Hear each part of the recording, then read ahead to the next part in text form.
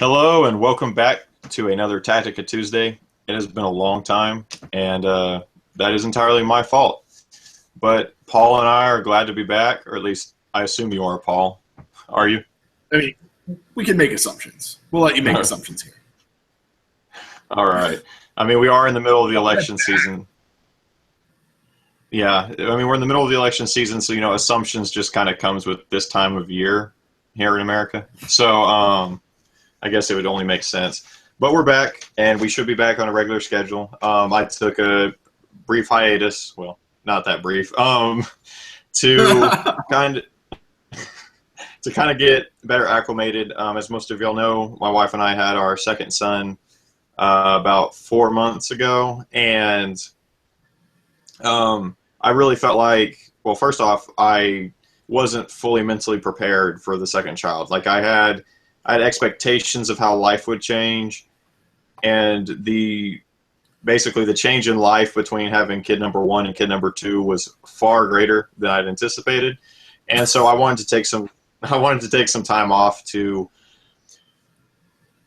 kind of get everything in order and to get, kind of like a schedule set for my life to where I felt like I was doing a good enough job being a father. I felt like with how busy my schedule had been that I wasn't doing the best job that I could, and so I wanted to take some time off to kind of get that settled. But that's all squared away, and now we're back. Awesome. Yeah. Got to keep your priorities straight in life. That's always really important stuff. Absolutely. Yeah, I don't need notes for you because my wife keeps bugging me for baby number two. So that's on the horizon eventually as soon as she convinces me that it's a good enough idea. Yeah. Yeah. Well, I mean, your two would be quite a bit closer too, because my kids are about 3.5 years apart. So. Yeah, we're aiming for about 3 years apart. Like the goal is to just not have two kids in daycare at once. Yeah. Yeah, that's good. Save you some money. Yeah, make it 5 so you're not necessarily helping them both through like college or anything like that at the same time. Yep. So, in the news since we have been gone this, Yep.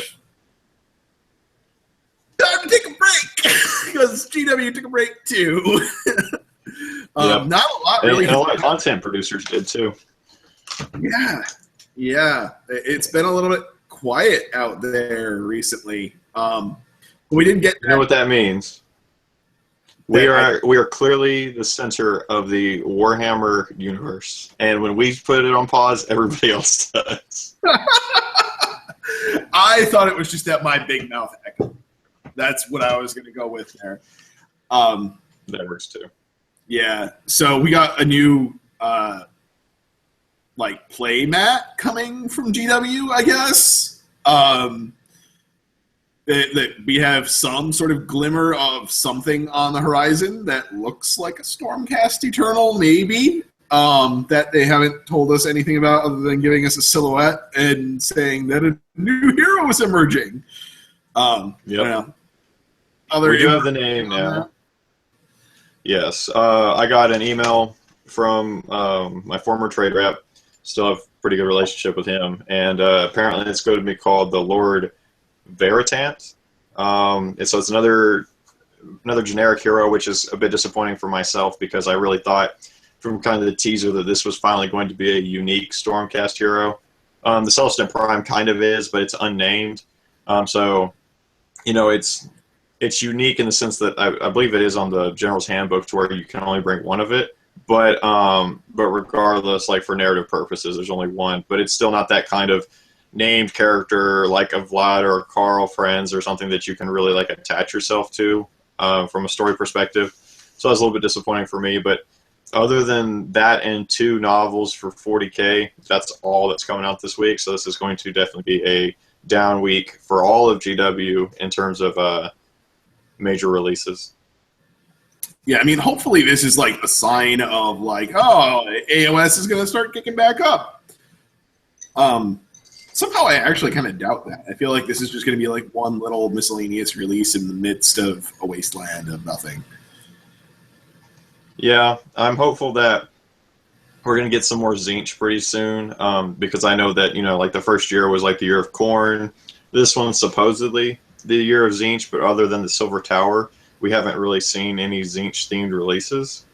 Which Well, like, has GW like actually said this is the year of Zinch, or is this just everybody's kind of wishful thinking from rumors? I I'd assume it's the wishful thinking. I can't recall anything that was officially stating one or the other. I think it was just rumors that kind of got spread around so much that it became kind of accepted that each year GW was focusing on a different Chaos God, but that certainly wouldn't have to be the case. Yeah, I mean, I have a feeling like our quote unquote year of Zinch is just going to be all that Zinch stuff from Silver Tower, and that's about it. I don't really get much more out of them from that. But at least on like the event front, like there's a lot of events going on. There's a lot of tournaments starting up. I know just in my local area, there's one this upcoming weekend on the 15th of October at Off the Wall Games in Hadley, Mass. 2,000 point Age of Sigmar event.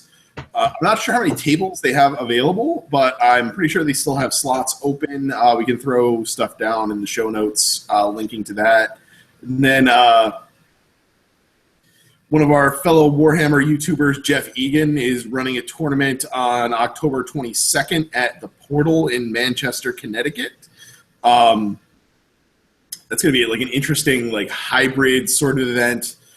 Not remembering all the details off the top of my head, but it's a combination of, I believe, 1,000 point games and something else. Other short filler games. Man, why am I losing the name of what that's called? Not Dogs of War. It's okay.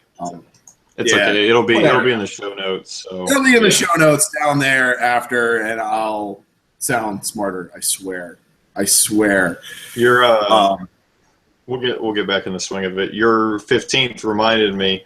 On the 15th, GW is making their official announcement on their new like made to order kind of thing. I don't know how much of it's actually been officially leaked, and again, how much of this is just kind of hopeful rumor circulating. But a lot of speculation is that GW still has molds of things like the Tomb Kings and Bretonia that haven't been worn out entirely.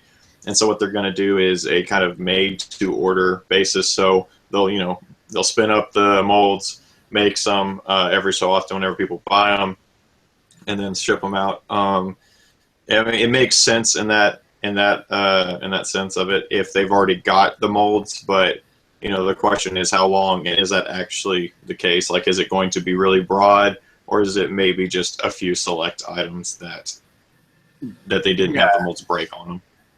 I mean, just looking at the secondary market, like what's going on eBay with the pricing of Tomb King stuff and Bretonian stuff, like they're stupid. If they have those molds sitting around and they can just print up more of this stuff, they're just stupid to not do it. Like the demand is there.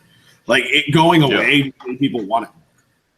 So, plus when they made AOS rules, they made both of those factions really good. Yep, I know. And for a relatively new player, like someone who didn't get into Warhammer until Age of Sigmar, I didn't really have much of an opportunity to purchase Tomb Kings. I mean, they existed for about a year of Age of Sigmar's life, and then they were gone. And so it was like, for myself as a Death Faction player, I didn't look at Tomb Kings and think, oh, I really enjoy the aesthetic. This is the main part of Death I want to collect. I thought, well, I will round out, kind of my main part of Death, and then I'll dabble a little bit in the Flesh Eater Courts, and I'll dabble a little bit in the Tomb Kings, and before I even had that chance, they were gone. Yeah, and I feel like for Death, in terms of like making a well-rounded force, there's some really important stuff in Tomb Kings. Like they have all the chariots, they have a lot of the shooting units. Like they have the only shooting units. Yeah, they just have some important things to have a well-balanced army sitting in these now out-of-print war scrolls that, I don't know, they need to do something with it. Yeah, it's really, if it's not that, which, I'm hoping for, but I'm planning for the worst, Reaper makes some good skeleton archers. So if any fellow Death players are looking for archers and they don't go that route, they're worth checking out. Reaper's about a 45-minute drive for myself, so I can just pop up in the shop and buy literally anything that they make. They'll even like spin up a cast for you like right then and there if they're completely out. So that's cool. And I'm taking my old Lord of the Rings. I don't know if you know who they were, Paul. The Easterlings. They're the gold and red guys that in the Two Towers were marching into the Black Gate and almost caught Frodo and Sam whenever they throw the elven cloak over themselves to hide. I've been taking up my old Easterlings because I had a large force of them and converting them into skeleton archers. So that it's kind of like Chinese vibe to them instead of the Egyptian vibe. That's cool. It's very cool. It's a lot of work. I can imagine. Yeah.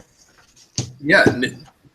Like, considering we've been away for like a month and a half, like not a lot has happened, which the interesting thing is that it's been giving the metagame time to develop and breathe and actually not just be responding to releases, like people thinking about what's out there and developing strategies and counter strategies and those things that happened, as soon as General's Handbook dropped with, people running tons of stone horns and all of that seems to have kind of died down and people are finding counters and not running those crazy lists anymore. And people are playing to the objectives, which that's important, an important counter to anything like that. Yeah. It seems like the big key really is developing is that those 6 scenarios in the General's Handbook really force you to take a well-balanced list. And if you don't, you could be really screwed. Yep. Yeah. I do think that it's advantageous for those like myself that start out playing their other games like the Lord of the Rings and 40K because the 6 scenarios is a concept that we're all really used to. They've been in their rule books for years and years, at least a generation of each of the games. So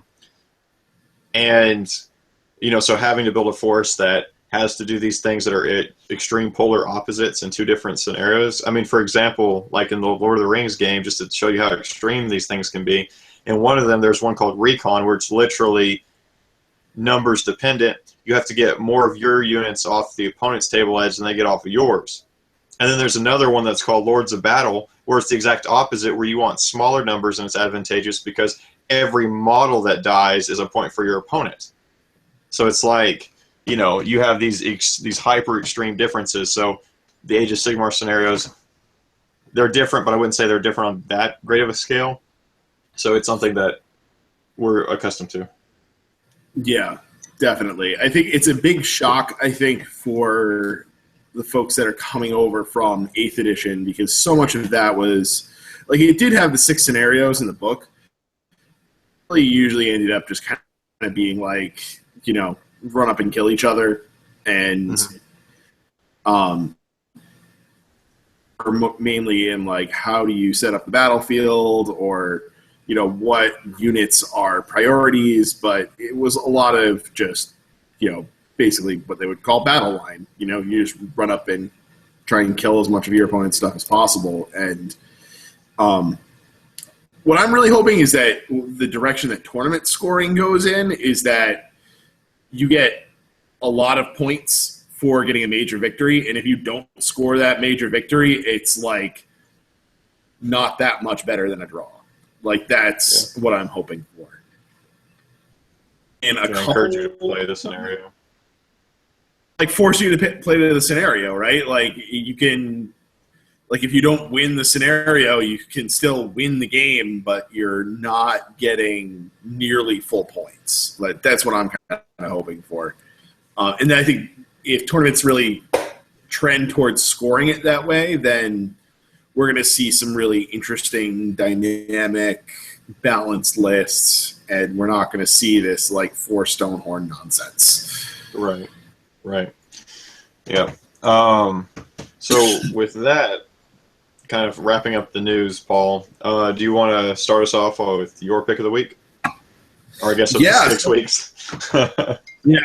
My pick of the 6 weeks, I guess. Yeah, so one of my personal favorite YouTube channels, Doom and Darkness, great content producer, has started branching out and is bringing in some additional content producers into the channel. So it's not just, one guy producing the content anymore. He's going to have like really a content team doing battle reports, doing commentary, as well as, all the usual stuff that's on the Doom and Darkness channel. I've always really enjoyed his battle reports.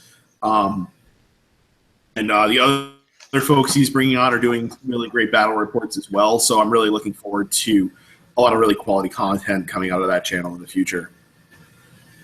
I kind of wish that it was like Merrick or somebody who was doing this, because I feel like it's easier to make some joke at the Canadians' expense than it is to the Australians. Yeah, but the Canadians and the Australians they're just all so friendly and nice. It's hard to make jokes about them. Yeah, I don't know. I think it's pretty easy to pick on the Canadians, but it's easy to blame. Yeah. So what do you have for us, sir? For my pick of the week, things have slowed down quite a bit. So, I gotta really dig and scrape the bottom of the barrel for this one. I'm just kidding. For my pick of the week, I have the most recent episode of Warhammer Weekly, where Vince and Tom had MC1 Gamer Mitch on, and they were talking about as Vince has coined it, dangler factions. I call them sub-factions or incomplete factions, but it's all the same thing, and basically talking about, the role that they feel like they play within the game now, and talking a bit about, which ones we might see expand and why haven't we necessarily seen more expansion on these, and why do they even exist at all right now. Kind of thoughts on all of that. So it was a pretty good episode. Warhammer Weekly is always enjoyable, but I feel like whenever those three are on, it's probably going to be one of the best ones. Yeah, definitely. Thing that I thought that they didn't really talk about that I've been wanting to kind of put together a video myself on it, but I'll just quickly kind of mention the thought here, and maybe I'll expand on it in the future. I suspect that some of Angler factions, the ones that seem really super incomplete, in 1 or 2 units, I suspect that there is some amount of listing like that for game mechanics purposes. Like they had like a game design intent behind it, and it has nothing to do with thematically. Like, for example, one that Vince had brought up was Gargants in Destruction. We just have the Destruction Giant in its own faction. Actually, that may just be because they don't want that giant to get any buffs from anything else for whatever reason. And I think that may be true for a lot of other things too. It makes sense. I can see that. Yeah. And it's sometimes frustrating because, again, for myself, as someone who doesn't primarily focus on Tomb Kings or on Flesh Eater Courts, I feel like the Dangler factions kind of makes my force suffer. Not that there's not, not that there's not like kind of cohesion, but we have all of these units that we can take as additional battle lines, like the Black Knights, which honestly, why the heck would you ever take those, period, let alone as a battle line? Blood Knights can even become battle line, but you are forced into these extremely small sub-factions where it's like, that's literally your only battle line option, and other than that, you basically just have heroes, and it's like, okay, like that's a bit too much of a price to pay to make that battle line, so I kind of sometimes question, like, why did you even make that battle line an option? And just make it where, like, for the rest of the Grand Alliance death, other than their 2 really well-developed factions, just force you to play skeletons or zombies Period. Yeah, and I wonder if that's them telegraphing a little bit where they're looking to expand in the future. Like like if you have this random sub-faction with like 4 war scrolls in it and one of them can be battle aligned if you're going purely that faction, it just sort of says to me, yeah, we kind of plan on expanding this eventually. We want you to be able to focus on this now and build an army around it if you want to, but in the future, you're really going to be able to. I hope so, because that what you just described is about 3 of the sub-factions of Death. Yeah. Yeah, and I think Death in particular is like, that's the Grand Alliance that I think that needs the most work, needs the most expansion, and has the most opportunity to as well. I mean, they basically knocked out half of its model line when they discontinued Tomb Kings. Yep. They really haven't released much new stuff yet, but they did break it down into all of these tiny sub-factions as if they were all going to be expanded. And we already saw Flesh Eater Courts, right? And like, yep. Easy, quick expansion with that. And I kind of expect to see more of that in the future. Yep. And I always make the case that I'm like, it's the army that I think is the easiest to expand, because it's like, take any other army in the game, make a dead version of it. There you go. Yeah, we have a whole plane of death now. Like, yep. How hard is that? How hard is it? Take the ogres, take the oryx, take heck, even, I mean, it wouldn't really, from a narrative purpose right now, fit, but you can even take the Stormcast, and poof, you suddenly got, a whole new army. Yeah, isn't there something in the books about, like, a bunch of the Stormcast knowing, like, death magic? I don't know for sure. From kind of like the hints it's dropped. In many ways, maybe the greatest of the Lord Relictors, but certainly the first. Ionis Cryptborn, who's the one that we see of all the Lord Relictors the most in it. He knows death magic, and whenever Sigmar kind of recruited him, because again, he's the only Stormcast that Sigmar actually like went up and basically said, "Will you serve me?" Everybody else he kind of like snatched out of these different places and kind of conscripted. But Ionis was a volunteer, and Ionis helped teach all the other Lord Relictors death magic, and several of the other Lord Relictors we've seen narratively are from the Realm of Death as well, prior to their service to Sigmar. Interesting. Yeah. But that's gonna round that up, because honestly we could probably have like 2 episodes on that tangent, to be honest. Yeah, like you could just have like a constant weekly discussion about all of these sub-factions and all of that. All of the danglers, like there's so many things, like from examining the reasons that they're there to just wish listing what you want to see. And I am still hoping for like in steam-powered necks. That's what I want to see for the Iron Realm Arsenal. But yeah, that's kind of beside the point. Yep.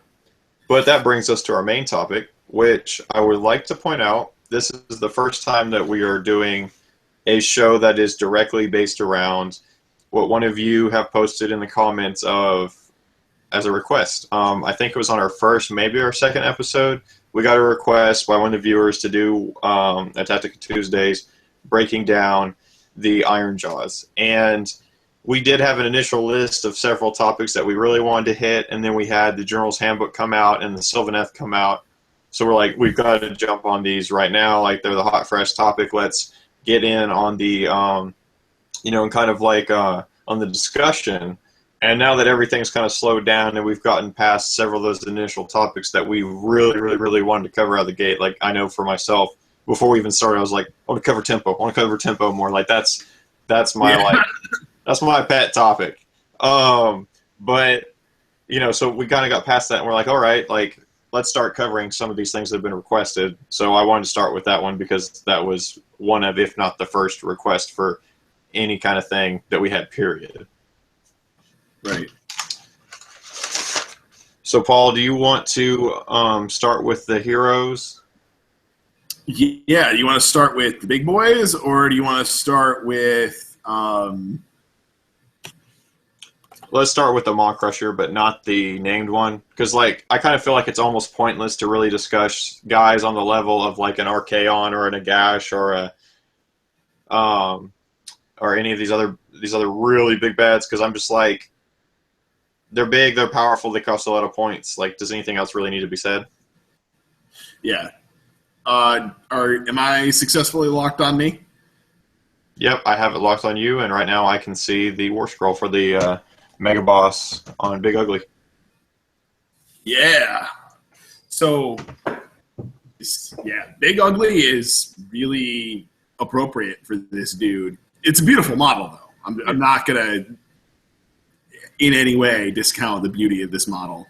But, oh my God. It's a beautiful model. It's a beautiful model in the same way Jabba the Hutt is beautiful, okay?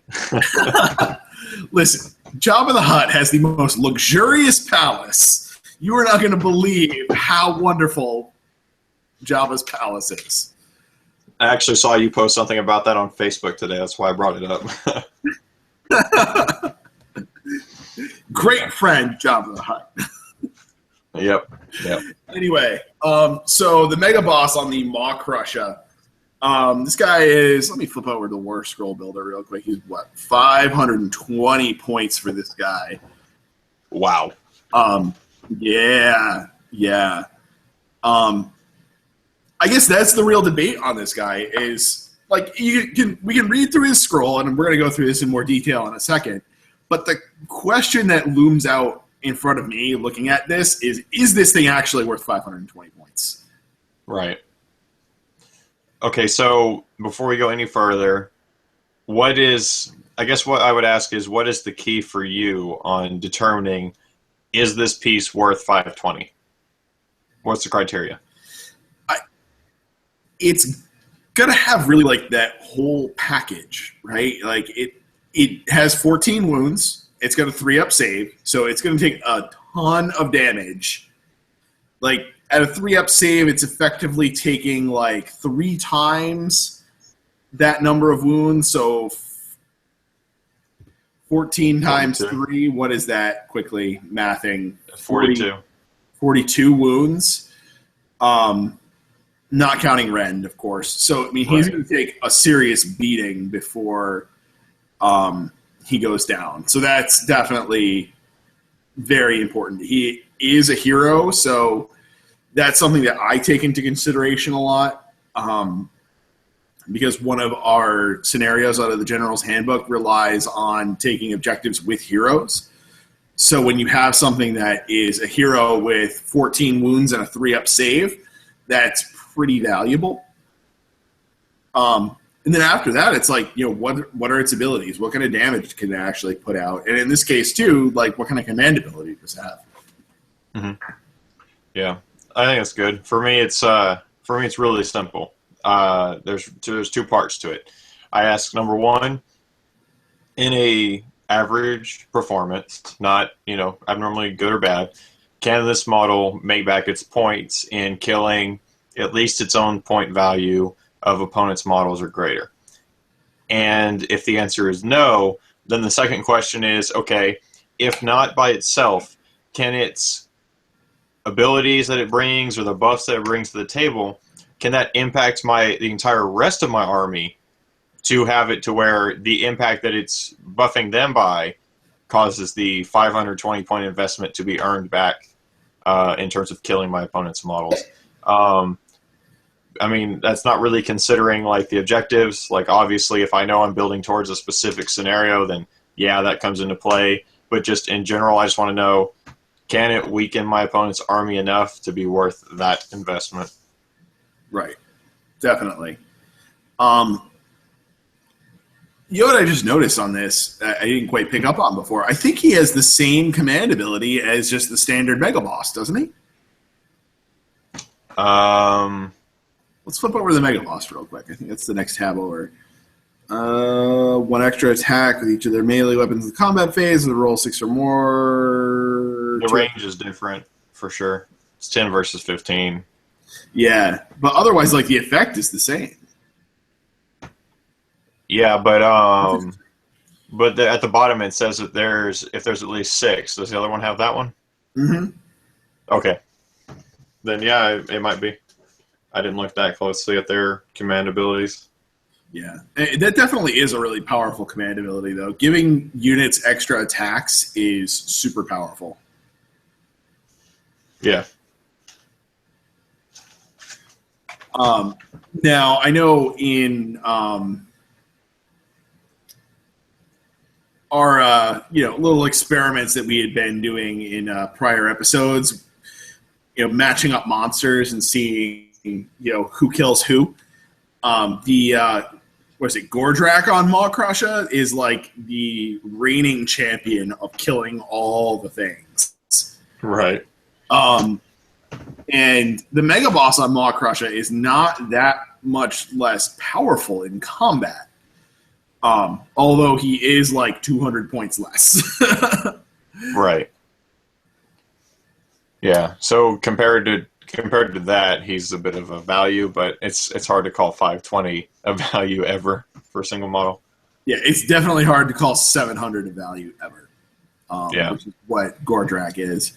Possibly Gordrak being the best monster in the game right now. Like in terms of raw combat power. Yeah, definitely. So we scroll down a little bit so we have all of the words on this scroll on the screen here. So when you're evaluating this thing, what catches your eye? Well, the very first thing for myself is this ridiculous number of attacks and weapons that this model has to bring to bear on its opponents. Yeah, absolutely.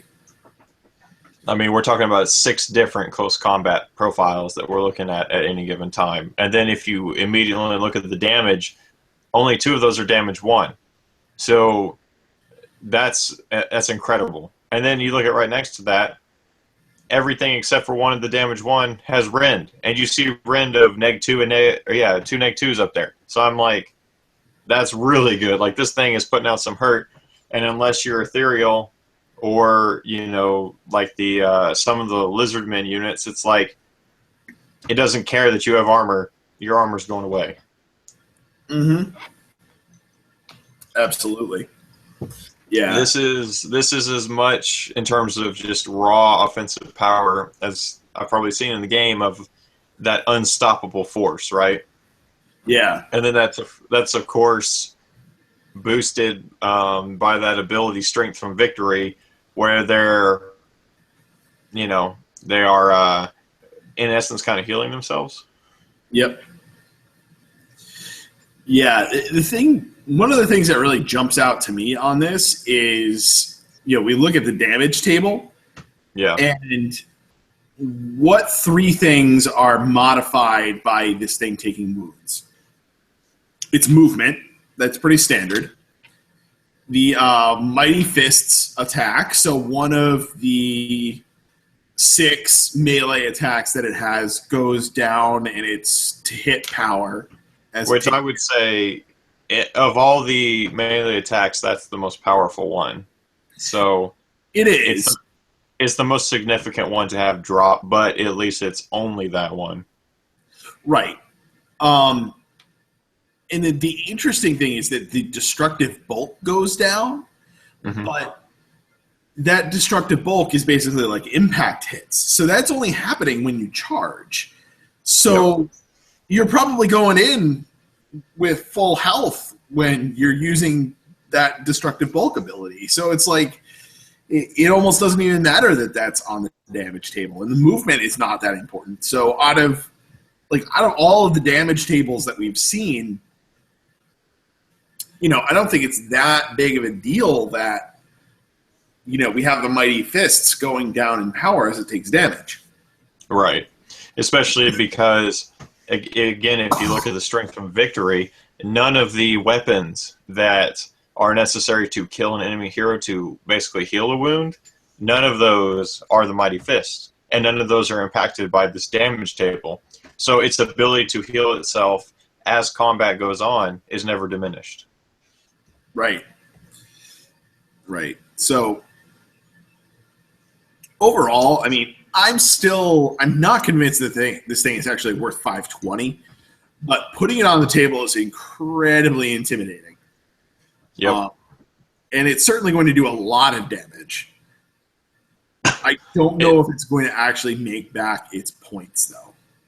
Yeah, it's definitely, as I like to talk about, it's worth its weight in the psychological aspect of the game. Right. A friend of mine who plays 40K and Age of Sigmar with me, he's plays Tyranids in 40K. That's not really important, other than to say he has a unit in the game that's a big scary monster called a Carnifex, and its rules are unimpressive. So what he does in the games is he literally will drop it in behind his enemy lines or in a position on the table, and he literally calls it his distract effects instead of Carnifex, because it's not that scary, but it causes the opponent to focus on that and kill it while the rest of his army can advance. And this, if nothing else, can provide a lot of distraction, but it's still quite killy.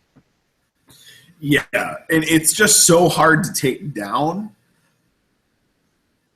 that it makes it a really intimidating target. And it's at full health, it's moving 12 inches, which is pretty good.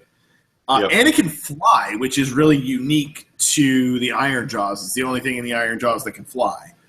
Yep. And the fact that it moves at 12 is really, really, really significant, because the next fastest is the Gore-Gruntas, which move at 9, which is on the low end for a cavalry unit, and their infantry are all pretty slow. So something moving at 12, man, that's you might as well be painting this thing red in terms of how fast it is compared to the rest of their army. It's just that much faster. Oh, yeah. All of these better be painted red. Yeah. Yeah. So shall we move on to the next one? Anything else to say about this? Yeah, I was just going to say, really I look at this unit and I'm there's only really 3 things that your opponent can throw at it to kill it, right? Obviously they can do like we've suggested before and chaff it up and things like that with zombies or other kind of relatively worthless in combat kind of things to keep it busy, so it will never earn its points back and can't complete its mission. Or we can have things like a war. What is it? It's like the Royal War Sphinx. These things that can have incoming wounds that don't care too much about your Ren because they have good saves. That can have Red Fury and all, so they can chain attack. If you really specially build another monster to be a monster hunter, then yeah, that can be big and scary to this too. Or something that deals out a lot of mortal wounds like a Scarbrand. But apart from those 3 kinds of things, you don't have much to fear when you're running this on the table in terms of an individual unit. Yep. Just real quick, what do you think of its command ability? It's okay. I'll be honest, I guess one of the few problems that I have with Age of Sigmar is I feel like there are a few units in the game that have these incredible command abilities. And you're like, man, why would I ever not take that? Or in the right kind of list build, it's this makes this collection of things that are normally pretty good over the top, borderline, just incredible. And then there are the ones that are kind of mediocre to meh, not even really worth taking or mentioning. You'll never really use that command ability. And I feel like this one, unfortunately, kind of falls in that range. Not that it's bad. I'm not saying that at all. But because it's obviously something that will be used quite often because this entire army wants to get in close combat. That's just how they're built. So you'll have opportunities for it, but it doesn't blow me away. It's not one of those, what I call really top-tier command abilities. Right. The thing that jumps out to me... Especially because outside of your Ard boys, you're bringing very small numbers of units. And so, it's 1 or 2 extra attacks per model. In smaller squads, ends up, only being 3 or 4 extra attacks in total. Right. The thing that jumps out to me is that most command abilities will last until your next hero phase. Mm-hmm. And this one is only until the end of your next combat phase. Yeah. So on the surface, this seems... And then once you kind of let that piece sink in, this is really restrictive. This is really about charging. Yeah. And then after the charge, this thing has no effect anymore. Yeah, that's a good point. I didn't even catch that until you said it. So this is good on your turn. But then suddenly when it's the opponent's turn, you've lost this, and they're picking who fights first. So your command ability bonuses are gone, and I hate to say you're at a disadvantage, but all of your advantages suddenly disappear. Right. So that's going to kind of go to my general thesis about this army that we'll talk about at the end, but keep that one tucked in the back of your head for now. Really all about charging. So our Auric Mega Boss Man.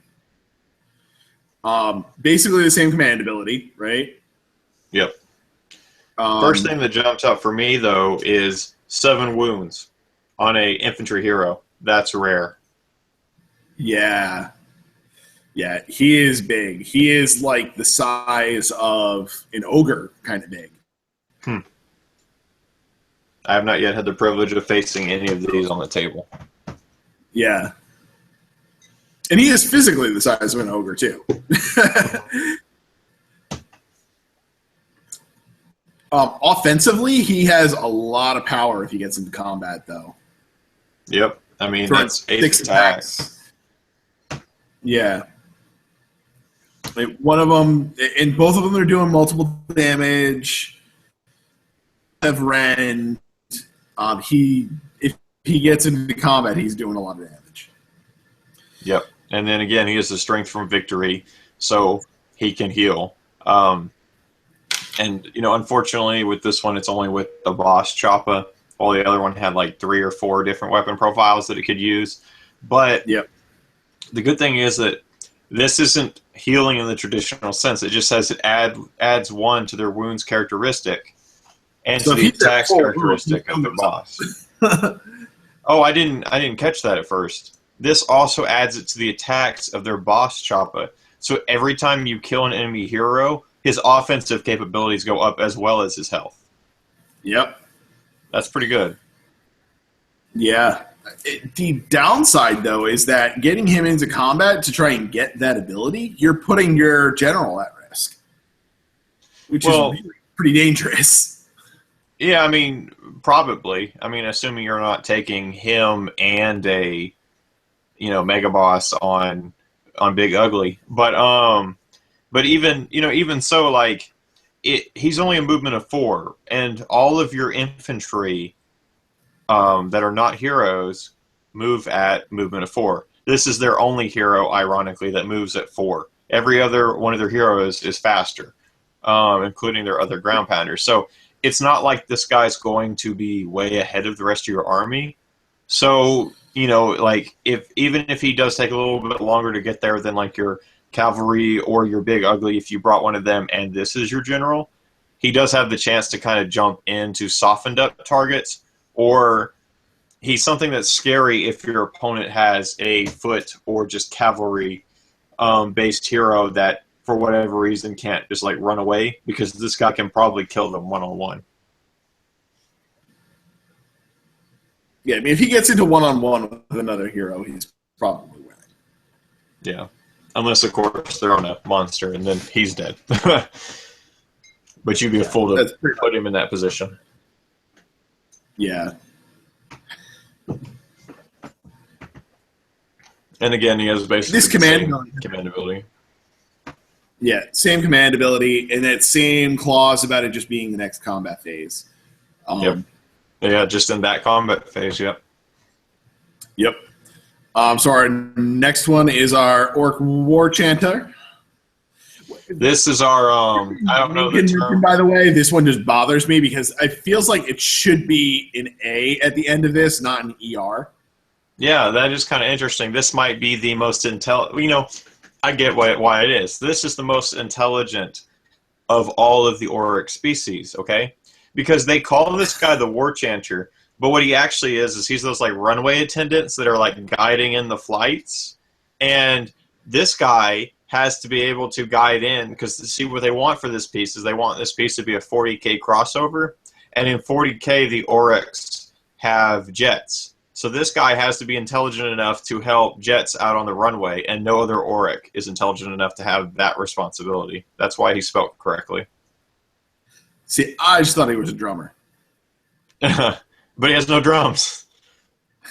Yeah, my opponent last week actually converted his up so that he actually has a drum kit in front of him. That's awesome.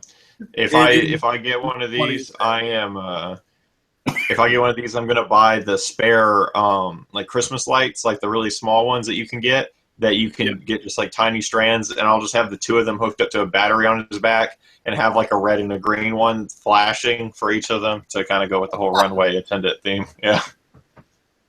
Yeah. It'd be incredible. So in combat, this guy is not that impressive. He is definitely offensive for sure. Well, to be fair, the first thing I think of when I look at this guy, and I look at his attacks profile and his wounds and saves and all that jazz, I think of him in the same area that I think of like a Lord Relictor or a Blood Secrator, that kind of priest profile. And I feel like he really fits right in with the rest of those. Like, he's not the best, especially compared to the Lord Relictor and Blood Secrator, because they're rocking a 3-up neg 1. But, he's more powerful than, say, like your regular War Priest for the Free Peoples in terms of, like, attacks and all that. Well, yeah. I mean, any of the human stuff is just like your bottom of the barrel, weakest piece of crap guy.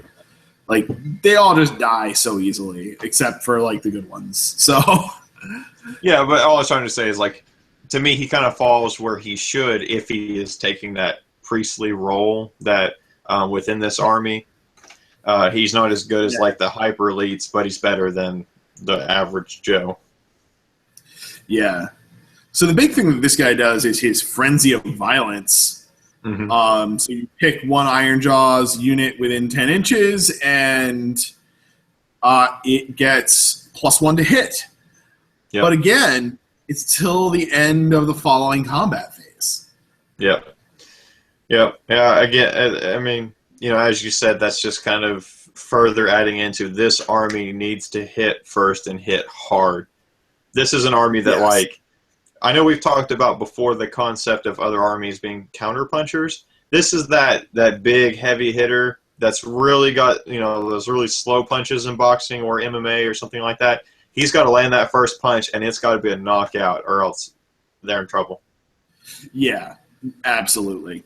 I just find it really interesting that the command ability, you're really your only command ability for this army, plus this one thing in the army that buffs your dudes, they're all to the end of the combat phase, not until your next hero phase. Yep. I think one other thing worth noting with this piece, actually two things. One is that, again, it's at a wounds of 6, so it's kind of keeping that theme of these guys are a bit more hardy than just about anything else in terms of the wounds that it's taking, or that it can take, which is good. Yeah. This army needs it, especially because they're numerically going to be outnumbered by almost everybody else, including Stormcast in the game, almost always. Yeah. And the other thing I wanted to point out is, now that we're past the 2 big bosses, the entire rest of the army has this 4-up save, except for the Shaman. Yeah, but Shamans are usually practically naked. That's just kind of how they roll. Yeah.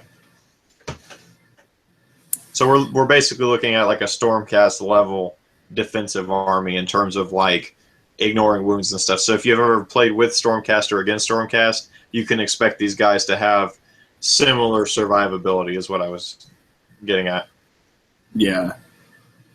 So our next one is the Orc Weird Knob Shaman, who has like the single greatest magic spell in the game. Yeah.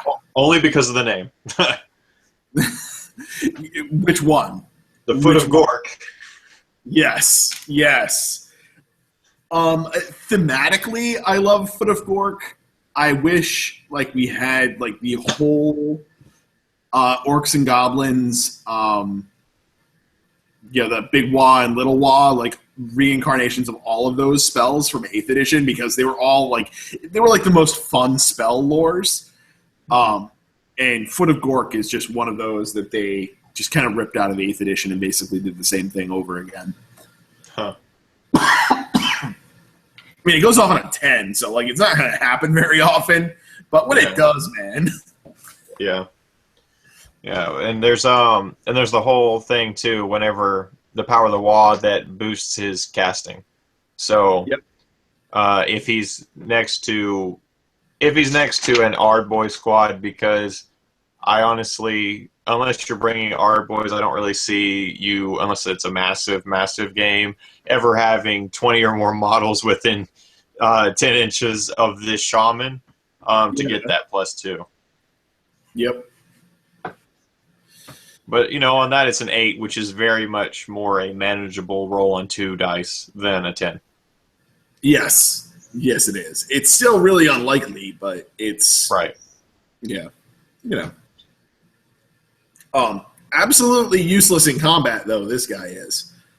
Yeah. D3 attacks. I mean, he's like almost every other wizard out there, especially looking at human wizards and stuff, except for he has D3 attacks instead of 1 or 2, which most of those have. But the same D3 damage, the same 4-up, 3-up. He actually has a rend, which is not that common for spellcasters, but but yeah, as you said, he's unreliable. His numbers are not impressive. Now, I mean, if you have that super lucky turn where it's you get 3 attacks, you hit and wound on all of them, and you roll 3 damage for each of them, well then wow, but the odds of that are pretty small. Yeah, not good odds for that. Yep. And then the green puke is 2d6 inches, and again, it's on a casting value of 8. So even in spell casting, this guy is highly inconsistent. Everything about this guy's inconsistent. I honestly, I love the idea of this piece. I think their green puke is kind of funny. I think the Foot of Gork is hilarious, and it could be incredibly powerful. But this guy is so much variance in one piece that I'm I can't hardly ever see him being worth his points. Yeah, that's definitely a problem. It'll be great. One of the things that I definitely missed from 8th edition was the templates. You're probably familiar with the templates from 40K. Yep. For those that aren't familiar, the Orc and Goblin book came with a Foot of Gork template. So there was a foot-shaped template for... That is amazing. They need to bring that back it just was for this. So funny. Yeah. So yeah, he's unimpressive. Yeah. Overall, this guy's unimpressive. He's 120 points too, I believe, which is it feels like he's overcosted too. Definitely. I mean, you just look at his average turn. He's going to be getting 2 attacks. He's going to hit with one of them. He's going to, more often than not, wound with that one for 2 potential damage. But that's only 66% of the time once he's actually hit that he's even going to successfully wound. So there's a large percentage of the time that in close combat he will do nothing. There's a very large percent of the time that in spellcasting, unless he's surrounded by Ard Boys, that he's going to do nothing. And even if he does successfully cast, there's a very high percentage that he does nothing. His 2d6 probably won't reach the opponent. And then even if he does, it's D3 mortal wound. So again, variance. Foot of Gork, he's got to get those 4-ups to actually do it. So again, 50% of the time, even if you successfully cast Foot of Gork, nothing's really happening. Yeah. I mean, he's really super orky. Thematically, he's awesome. They hit that on all cylinders. I think they just pointed this guy way too high. Yep. Would you pay 20 points for this guy?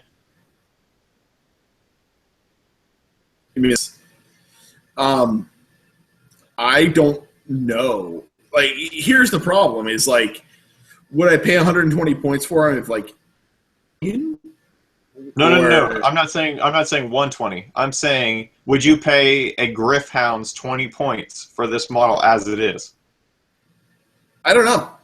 I would stuff them in at extra points. Well, I mean, I would for that, but I'm talking about would you become if it's basically I can either take this better unit or I have to downgrade to include this shaman.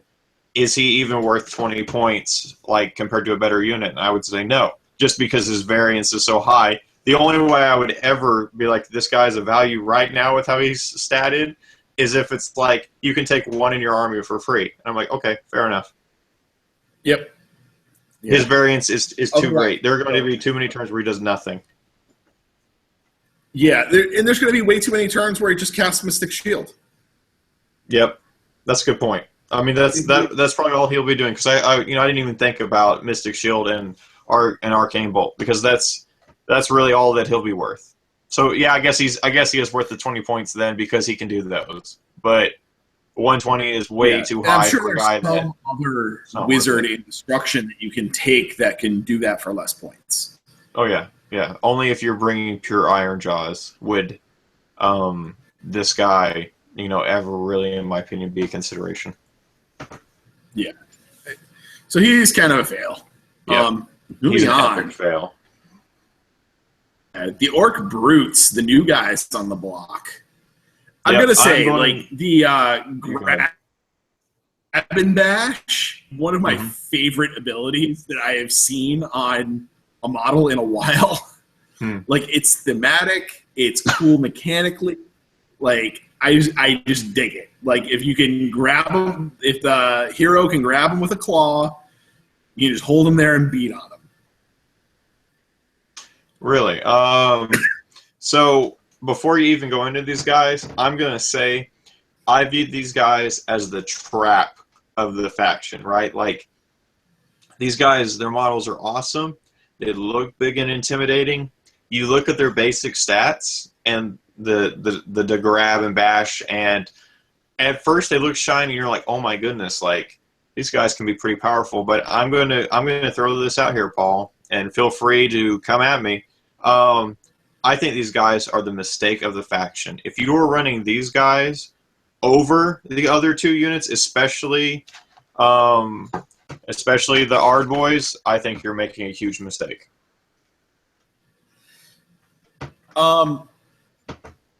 Points for a unit of these guys. All three of their basic units, their cavalry, their Ard boys, and these guys are all 180 each. So 180 for 5. 15 wounds with these guys, yeah. No way. Yeah. I would not do that. Yeah. Like, they're just not worth it. Now, to be fair, that's the same number of wounds as you get with their cavalry. The only thing that gives you more wounds in terms of their basic unit types is the Ard boys, who give you 20. Yeah. Yeah. These guys are a trap. They're a big, shiny, pretty trap. Yeah, and they're not throwing enough attacks for that to be worth it. They're 4-up save with 3 wounds. Like, you're right. I mean, they are a trap. Like, they look like they're better than they are. Yeah. So, like, let's cover this real quickly, and then let's jump to the Ard boys so I can really make that case. Because, like, let's say you max them out with the number of attacks you can have, right? Which is nice because these guys have Rend. So, the 2 Brute Choppas is the most attacks per model that you're going to get. So you are, you are making, and again, we're ignoring the Brute Boss here. Like, we're just pretending that all 5 of them are the greatest volume of attacks you can have. You're looking at 20 attacks at 3-up, 3-up, -1/1. That's not bad. And they have some good abilities. But, like we were saying, you're at a max of 15 wounds. You have a 4-up save, which everybody else in the army has. That's a basic unit. You have a 4-inch move, so they're not fast, and you're only getting 5 of these. So their Bravery 6 is pretty good in light of all of that, because a 3-wound model at a 4-up save, it's not that easy to remove even 1 in a turn most of the time. But, if you lose 1, you're still not that likely to lose others due to battle shock. But it is a possibility, and every one of these you lose is a huge deal because of that. You only get 5 of them for that point cost. But let's jump to the Ard boys so I can really make the case why these guys are barely even worth looking at. Yep. The Ard boys, formerly Black. These are the stars of this entire faction as far as I'm concerned. Like, I look at these guys and I'm like, this would be my entire army. I would bring a Mega Boss on foot, and then basically spend all my other points on these guys. Yep. Because compared to everything else, they are spectacular. So I'll go real quickly. Like, I had a big long page full of like math and notes on why these guys are terrific compared to the rest of the faction. But here's the the down low on it. So you pay 180 for this, like you do all the other basic troop types. You get 20 wounds as opposed to the 15 with everything else. You have a 4-up save like everything else. So you're looking at basically the same. You have a 4-inch move versus a 4-inch move for those other guys we just looked at, to a 9-inch move for the cavalry. So you are a bit slower, but also consider that the cavalry, while faster, are outpacing everything else in your entire army, basically 2-to-1 in movement, except for your big ugly. So your cavalry, you really have a choice, right? You either let your cavalry get too far out ahead, and then they're probably going to die, because when we cover them, you'll see that while they're fairly survivable, their offensive output is not incredible. Or else you're basically shackling them to everything else in your army and not taking advantage of that speed 9 times out of 10. So the extra speed is negligible.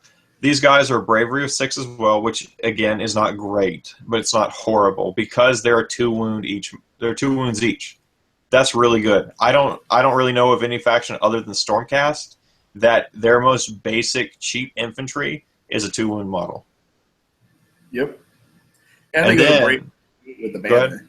Yeah, they have.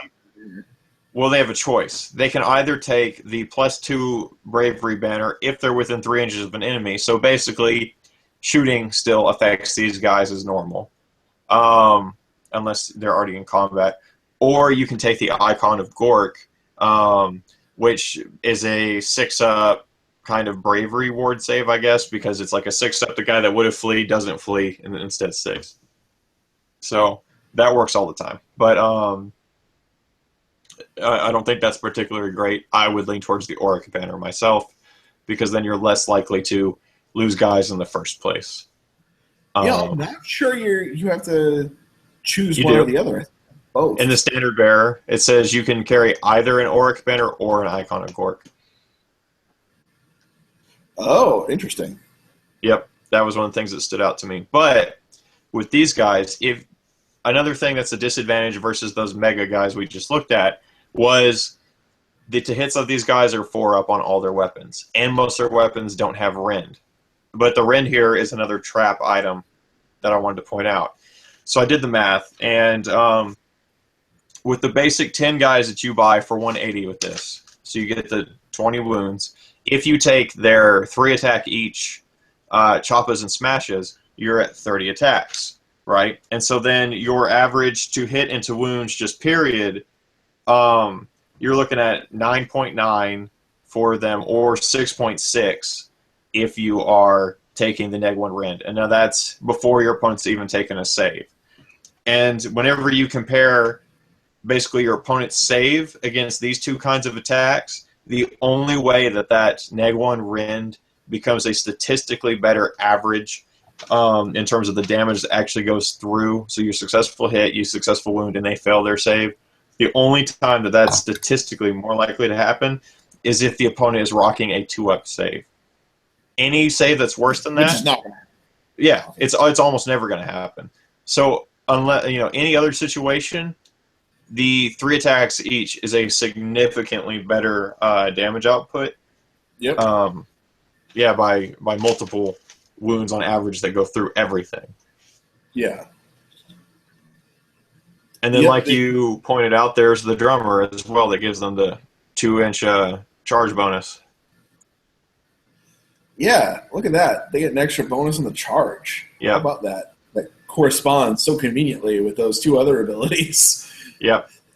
And the other thing that's a bit of a trap in this one, in my opinion, is, again, the Auric Forged Shields. Because then you're getting the offensive ineptitude of the big Choppa without the rend for a 1 in 6 ward save. I don't think that's statistically worth it. I mean, you have a 4-up armor save, that's pretty good. If you really need to, you can bring that 120 piece of garbage shaman and throw a mystic shield on these guys, or park them in terrain, or do both to get them up to a 2-up save. So it's not that hard to, to basically survive like a -1 rend, which is the most common, or no rend at all with these guys, and barely lose anything, because they're 2 wounds each, which is really important, because you can take wounds, you can take that first wound without losing any offensive output. Yeah. Yep. And really, because they come in big units, and you're going to want to take big units of these guys, I mean, taking off a couple of models here and there doesn't do that much to them. Exactly. Yep. And they don't have any bonuses for the size of the unit, so taking casualty doesn't really hurt you. Yeah. Yeah, not significantly anyways. Yep. And then our final scroll, the Gore Gruntas. These ones make me sad. I love the models. I've become such a big fan of fantasy things that use uncommon mounts, is what I'll call them, because the horses, the dragons, wolves, things like that, that's been done a lot. But for example, in the third Hobbit film, we have the dwarves riding on rams, or in Warhammer, it's been for a while the orcs riding boars, and these are basically just really big boars. But I like those uncommon mounts, so I really like the models. But again, I feel like this is somewhat of a trap unit in that they're not particularly spectacular when compared to what else you could be spending the points on. Yeah, I think the big failing here compared to most cavalry is that they don't do multiple damage on any of their attacks. Yep, and they're a little bit slower than most cav.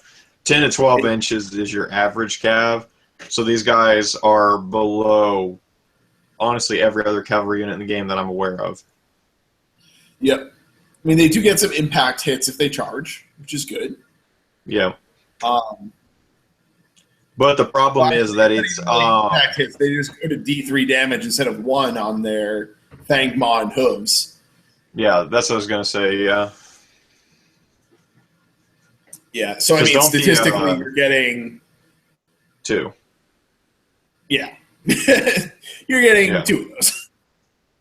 And the worst part is that is their least accurate, least powerful attack, because it's a 4-up with no rend. Yeah, I mean, you're just not getting many of those through. You're gonna, when you charge 1 or 2 D3 damage on average. Yeah. It's just not that impressive. These guys are just not that exciting. Like, you would think that these big dudes, these big orcs riding, these crazy boars, they're going to be doing some crazy impact hits. They're going to have multiple damage. They're going to have powerful weapons. Yeah. Yeah, I mean, I calculated it out. I don't know if you did, but I found that the average damage output, again, before any saves are considered, is 7 with a unit of 3 of these. Yep. Which is unimpressive for what is supposed to be a heavy cavalry unit. And it's 180 points, right? And when we're at that level of points, like, I know it's not quite as much, but I of course immediately go to things like the Blood Knights, because 60 points in Age of Sigmar isn't a huge difference, and Blood Knights would annihilate these guys before they even had a chance to fight back. It's a joke how much more powerful they are. Or we can even look back to the episode that Vince was on, and we can look at the Pegasus Knights or the Necropolis Knights, the Pegasus Knights being 20 points more, the Necropolis Knights being 20 points less, and both of those units would mop the table with these guys so easily. It's a joke. Oh, yeah. Or even, like, let's just look at strength on par and compare them to Grail Knights. Right. Grail Knights will take guys apart. Yep. I mean, they're going to be able to outmaneuver them and get the charge, and then they get all kinds of bonuses on the charge. Yep. Their attacks are more accurate. They think in total they'll throw more attacks. Yeah, in total they'll throw more attacks. So, like, there's just the Grail are these. Yeah, because I mean these guys are rocking 3 attacks each, except for the leader of the squad, who's throwing 8, and but you're looking at only 3 of them. So your total number of dice you're throwing is not abnormally high for a unit of cavalry, especially heavy. Whenever you include the mounts, and honestly, like, you know, on all of these ones I went through and I made a list of pros and cons. And I started, of course, with the pros, and I thought, yeah, here's a nice little short list. And then I was like listing con after con after con, and my list of cons are like 3 times the length of the pros with this. But one important thing that I did want to point out is how incredibly hard it is to force any of these to run away, even if you bring a larger squad of them, because they're 5 wounds each at bravery 7. So you literally have to lose 2 of them in a turn before you can suffer any more of them to flee without any kind of other modifiers coming into play. So that is one thing they have going for them, and that they're 5 wounds each, which is pretty high for a cavalry unit. There's not a whole lot of them in the game that have 5 per model. So your attack output, while not impressive, does not go down quickly. But again, it's not really enough to win a protracted fight.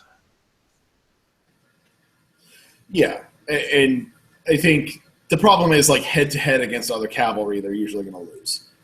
Yeah. So, and really, even against most infantry, too. Oh, yeah, I mean, they do have rend, which is really good, but not throwing enough attacks and doing enough damage overall to really, like, just not get easily tar pitted. Yeah, that's exactly it. They're going to hit something, and if the thing is anything bigger than, like, 10 zombies, even 10 zombies they might struggle to kill, but anything bigger than 10 zombies, like, they're going to hit and stick. And anything more powerful than 10 zombies is probably going to turn around and be like, what was that? And then just backhand them off the table. Yeah. That's been my experience with them so far. Like, the big thing, like, overarching over this whole faction, right, is that they're getting to look at. Like, there's a big psychological factor playing across the table from this. Yeah. And when you combine in their allegiance abilities and their battalion abilities, they can get across the battlefield pretty quickly. So, like, they're just, like, these huge, big, scary-looking dudes that are just on top of you turn 1. Yep. But then they hit you and they don't do anything. I was going to say, then once they're there, you realize that all their swords are actually foam swords, and they're basically trying to engage you in a pillow fight. Yeah, exactly. Like, that's kind of my takeaway. But the thing that I noticed across those, and then with the Ard boys as well, you're really incentivized to charge. So that, combined with the allegiance abilities giving you extra movement, I feel like you have to play this, although it's basically an infantry army, you need to play it very much like a cavalry army. Right. Position your charges. You need to be careful about what you're doing, because you need to get those charges off to get the maximum effect. So would you say that this army, because I'm thinking about everything that we've kind of gone through, it, right? And at first, my kind of end result was, man, like, this makes Stormcast look good with just my first impressions on them before people kind of gave me alternate ways to play the Stormcast. It's like, man, these guys look just, these guys make Stormcasts that are played like corn look good.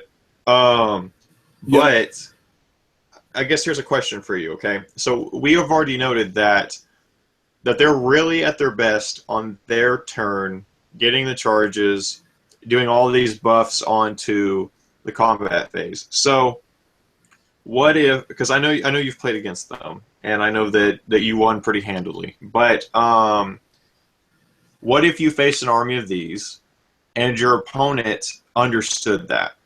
And so what they did was, like, let's say, again, this is a perfect storm scenario, but let's say that you win turn 1 and you move up first, and they go second, and the player knows that they're going second, and so there's a possibility of that double turn.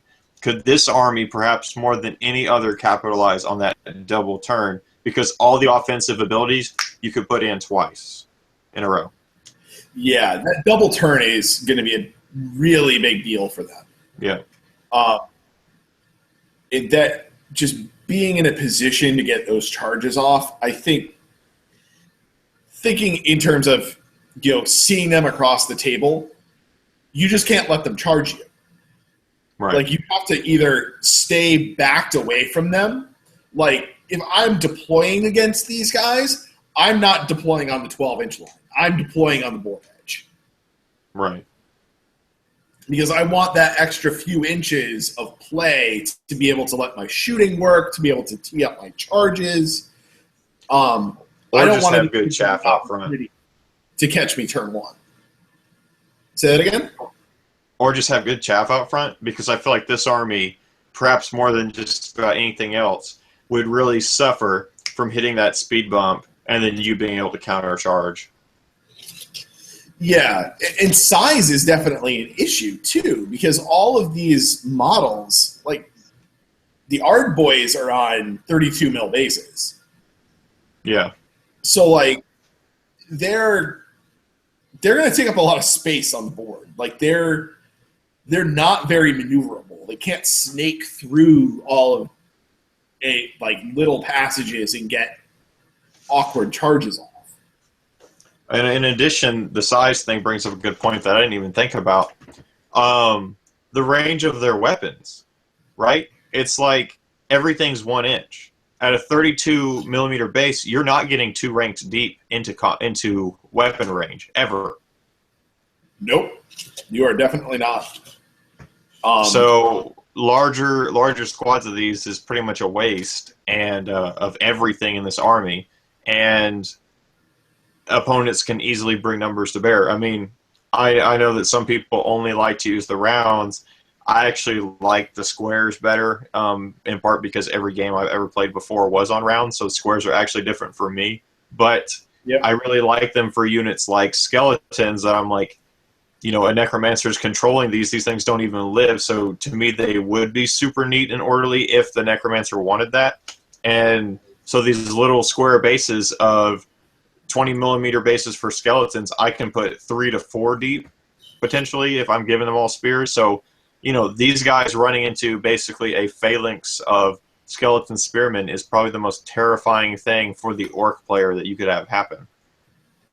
Yeah, and if you're running a big squad of them, it makes you want to run them wide. Yep. So, you could just charge into their flank, and, flanks and things like that aren't really something we think about in AOS much anymore because they're not, a hard and fast thing in the rules. But if you, pop into the flank of a big line of Ard Boys, you're getting, your full attacks on them, and they're not going to be able to maximize effectiveness back on you. Yep. If they're a larger squad, they really have to, or multiple squads, they really have to wrap around you to ever bring their numbers to bear. Yep. And if you can get your charge off in such a way that you deny that, then they're screwed. They're just going to take a lot of damage.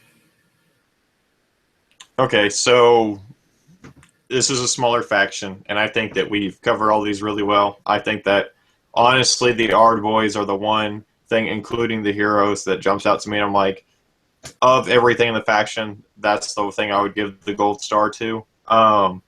So I guess my question to you is, like we often talk about, I guess a little bit differently though, is this a faction that you can see being played competitively against an opponent who understands tactics well enough to run their own army well? I feel like this army just has so many holes in it that you can't just run it as a faction on its own. Not at a competitive level.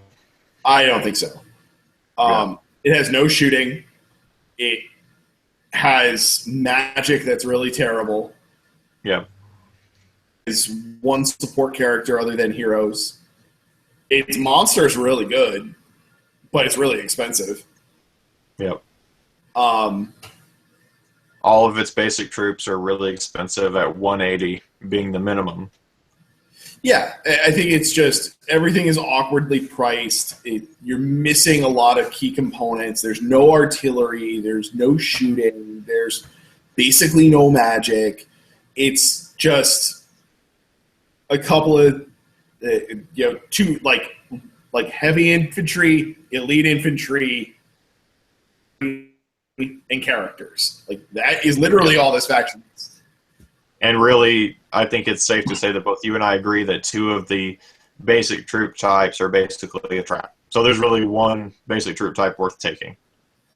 Yeah, and like although the Ard Boys are really good, like you can't just build an army that's just like heroes and one unit. At least not against a good player. Yeah, I think where I think these guys shine is probably in like a 1,000-point game. If you're playing 1,000-point games, I think these are probably really good. I was gonna say I feel like whenever these guys came out, and the more I've reviewed them, I feel like these guys are a missed opportunity actually. Like the Stormcasts and the Khorne Bloodbound, I understood why they made them the way they did and why they put them in the starter set because they're simple, they're basic, they're easy to pick up and learn with. But I feel like this is the ultimate starter army in the game because it's like if you and your opponent are both basically starters, that big scary has more weight. Like an experienced player is going to basically look at that and be like, that's like a bouncy castle, right? It's not scary, it's soft, and it's not going to hurt me. And but the inexperienced player is going to look at that and think, "Wow, that's big, that's scary. I'm going to deal with that." And then the other thing is, it's like this isn't really that complex of a faction in and of itself, which it kind of makes me sad that these guys were even given a battle tome by themselves because that at least indicates for now that they're a fairly complete in terms of like GW releasing anything else sub-faction within the game. Yeah, but don't even get me started on them releasing battle tomes for things because the Everchosen have a battle tome and that's literally 3 kits. That's true. Like, I don't know. I'm not worried about it. Yeah, but at least the Everchosen, those 3 kits are 3 of the most powerful units in the game. Yeah, I mean, they're basically an army on their own. Yeah, each and every one of them. Yeah, they're basically the 300 Spartans kind of this. They outclass everybody else like that. But yeah, so what would your final thoughts be on the Iron Jawz? What would you suggest to people who are interested in collecting them or who currently play them? I think like the Stormcast, you have to fight your instincts on these guys. Yeah. Like you can't, like they look like they just want to run across the battlefield and fight. And I think you have to play them a little bit more nuanced than that. And I think you need to play these guys as one component of a larger force. If you're playing like a 2,000-point game. Yeah. Like, I don't think you can take just Iron Jawz and have it be a really successful army. Yeah. So would it be fair to say that despite all of their magic and their iconography being to Gork, it actually takes a wise worshiper of Mork to effectively play this army? Yes, that thing you just said. Because since Mork is the cunning and Gork is the brute fist. Yeah. Yeah. Oh, I love whenever GW puts unintentional irony within their own games. Yeah, right? Well, I think that those poor Iron Jaws have been beaten into the ground, honestly, far more than I ever intended to before we got into this. But the more I looked at them, the more I was like, man, there's like not much that shines here comparatively. Yep. Yeah, and I think they're big and scary. You know, the last game I played was against an all Iron Jawz army, and turn one he was right up on top of me. He got, you know, his whole army was top of turn one. His whole army was basically less than 12 inches away from my battle line, and that is terrifying, right? But then I realized that like he blew all his charges because they were all a little bit too long. Like he got one charge in of brutes, and it just set everything up for me to just rip them apart because he went with the typical mindset of like run across the table and just try and beat you before you can beat on me, and it just left him hanging out there. And then he just got shot, and he got charged by cavalry, and it was just not a good situation. So I know that's the most recent game that you've played. Do you have a misplay from that game, or is it just, or would your takeaway from that game purely be, I guess, pertinent to this episode, and here's what to avoid with the Iron Jawz? I think my misplay of the day from that, and it ended up actually not really even hurting me, but I still deployed like on the 12-inch line, despite knowing that they could rush against me turn one. It almost went really badly. Like he got really close on a couple of big charges on turn one, and it really could have shifted the game a lot. So I think a misplay that ended up not turning out that badly, but in the future, I think definitely against pretty much any destruction army, I think you have to not deploy right up on the line. You got to deploy more to the back. Yeah, that's definitely a good point. Honestly, I mean, I tend to basically gauge like the first turn. Before, like my setup is basically okay. How far can they move? How far can they shoot? How far can I move? How far can I shoot? Can I position this to where whoever's going first? If I'm going first, I can potentially get them within my charge next turn and prevent them from getting within me, or if they're going first, just being just outside their even possible ranges as well. So, yeah, that's a good point because they are a deceptively fast Grand Alliance. Yes. Yes, they are. Don't let those 4-inch moves on all of those units fool you because they will get across that battlefield really fast. Yep. Well, any final thoughts, Paul, before we wrap up our Grand Return episode? No. Hopefully we can be back on a regular basis. Hopefully there's more releases and all that for us to chat about in the future. And I know I've got a lot of things that I've been wanting to talk about that I just haven't had chances to put together videos on. So we got plenty of grist for the mill coming up. So, kids. Yep, sounds good. I'm looking forward to it. So, for everyone who joined us and was kind enough to be patient with us during my hiatus that I kind of forced on Paul as well, thank you for tuning in once again, and we will see you all next Tuesday for another episode of Tactica Tuesday. Until then, happy gaming.